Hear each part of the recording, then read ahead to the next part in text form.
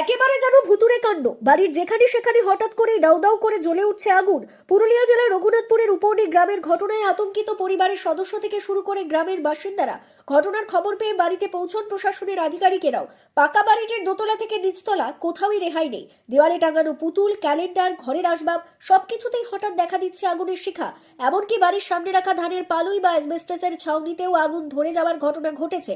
ঘটনার জেরে ব্যাপক আতঙ্ক ছড়িয়ে পড়েছে উপরডি গ্রামের বাসিন্দা পরেশ মণ্ডলের পরিবারে। বাবা, আমার সব কাঁথা কাপড় সব পুড়ে গেছে, ভেজা কাপড়েও আগুন লাগছে।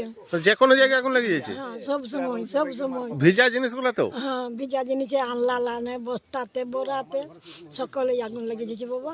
তো দেখতে পাচ্ছেন আপনারা? না, কোনো ভূত প্রেত কিছু নাই, ডান যোগিন কিছু দেখতে পাইনি। হঠাৎ হঠাৎ আগুন জ্বলছে। হঠাৎ আগুন লেগে যাচ্ছে বাবা। খবর পেয়ে রঘুনাথপুর 2 নম্বর ব্লকের জয়েন্ট বিডিও নয়নতারা রক্ষিত সহ ব্লক প্রশাসনের অন্যান্য আধিকারিকরা দ্রুত ঘটনাস্থলে পৌঁছন।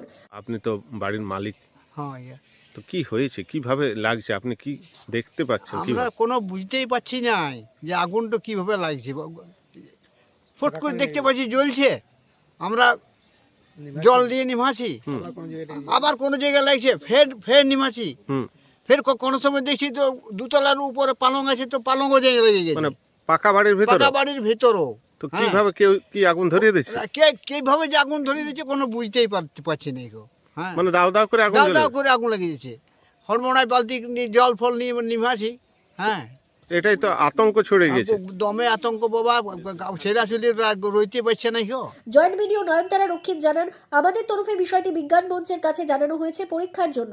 রঘুনাথপুর 2 নম্বর ব্লকের ব্লক স্বাস্থ্য আধিকারিক ডক্টর শ্রমিক বাউরি বলেন, এর আগে এ ধরনের ঘটনা আমি কখনো দেখিনি। হঠাৎ কিভাবে এমন আগুন লাগছে বোঝা যাচ্ছে না।